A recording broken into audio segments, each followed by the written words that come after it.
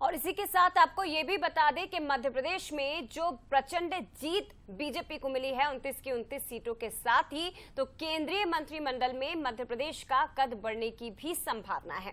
दरअसल ये बताया जा रहा है कि एमपी से केंद्र में 4 मंत्री जा सकते हैं, 4 मंत्री पद मध्य प्रदेश को मिल सकते हैं। एमपी में क्लीन स्वीप के बाद अधिकतम 4 पद मिल सकते हैं। जिस तरह के संकेत पूर्व में दिए गए थे कि इनाम मिल सकता है, तो संभवतः इनाम मिल सकता है। आदिवासी वर्ग से नए चेहरे को आगे बढ़ाया जा सकता है। हालांकि मंत्री पद जब मिलेगा तो उसमें जातिगत और भौगोलिक संतुलन को भी ध्यान में रखा जाएगा। शिवराज सिंह चौहान जिन्हें बड़ी जिम्मेदारी मिल सकती है, इसकी भी संभावनाएं बहुत प्रबल है। साथ ही प्रदेश अध्यक्ष वी डी शर्मा और ज्योतिरादित्य सिंधिया के नामों की भी चर्चाएं काफी तेजी से चल रही हैं।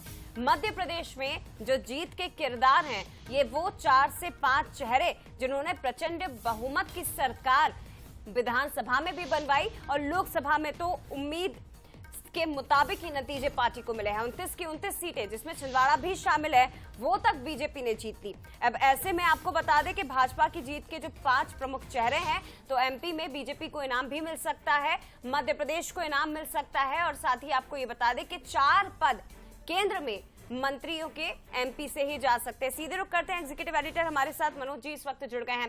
मनोज जी, इनाम के संकेत तो पहले ही दिए जा चुके थे, हालांकि परिस्थितियां भिन्न हैं, लेकिन बहुत संभावनाएं हैं कि 4 मंत्री पद एमपी से जा सकते हैं।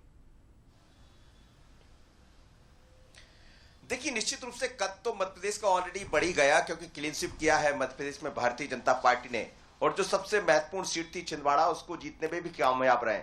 वजह यही है कि उसके पीछे बाकायदा तैयारी की गई, बूथ मैनेजमेंट था, डॉक्टर मोहन यादव लगातार वहां पर बैठ के करते रहे, जाते रहे, कैलाश विजयवर्गीय की जिम्मेदारी संभाल रहे थे। तो मध्य प्रदेश ने तो कमाल कर दिया, लेकिन कमाल का क्या प्रतिसाद मिलेगा? तो 4 मंत्री पद जिनका आप जिक्र कर रहे हैं, निश्चित रूप से ये तो केंद्र में जा ही सकते हैं, चाहे शिवराज सिंह चौहान की बात करें, वी डी शर्मा की बात करें, ज्योतिरादित्य सिंधिया, और एक कोई जनजातीय वर्ग से, उसमें फग्गन सिंह कुलस्ते भी है, नए चेहरे के रूप में अनीता नागर चौहान भी जीत कर आई है, वो आदिवासी वर्ग से ही आती है। लेकिन किसी एससी को भी मौका, जैसे वीरेंद्र खटीक पिछली बार थे, लेकिन कद बढ़ेगा। अब इसको यदि हम पिछले बार से तुलना करते हैं तो फिर ऐसा दिखाई नहीं देता, क्योंकि पिछली बार 7 मंत्री थे मध्य प्रदेश से, अब वो 2 मंत्री मध्य प्रदेश वापस लौट आए हैं, चाहे हम प्रहलाद पटेल की बात करें या फिर बाकी वीरेंद्र खटीक जो पहले मंत्री थे। संभावना यह है कि इस बार शायद उनको मौका ना मिले। फग्गन सिंह कुलस्ते जीत कर आए हैं, चर्चा ये थी कि वो चुनाव हार जाएंगे, लेकिन विधानसभा हारे, लोकसभा जीत गए, तो बहुत दिलचस्प है। लेकिन इस बार चीजें भी कुछ अलग है, गठबंधन की सरकार है, गठबंधन को भी महत्व देना पड़ेगा। तो कितने पद मिलेंगे, लेकिन फिर भी संभावना ये जाहिर की जा सकती है कि 4 के लगभग पद मिलेंगे, लेकिन बड़े नेता मध्य प्रदेश से जाएंगे, चाहे वी डी शर्मा हो, चाहे शिवराज सिंह चौहान हो, ज्योतिरादित्य सिंधिया हो, या फग्गन सिंह कुलस्ते जैसे नेता। निश्चित तौर पर मनोज जी, और उस पर नजरें रखनी होंगी हमें कि कौन सा मंत्री कहां पहुंचने वाला है, या मध्य प्रदेश से जो बड़े चेहरे जिनका हम जिक्र कर रहे हैं, जो केंद्र में जाने की तैयारी जिनके लिए की जा रही है, अब बहुत बड़ा इनाम इसे निश्चित तौर पर मध्य प्रदेश के लिए माना जाएगा। फिलहाल शुक्रिया आपका तमाम जानकारी के लिए। चलिए अब आगे बढ़ते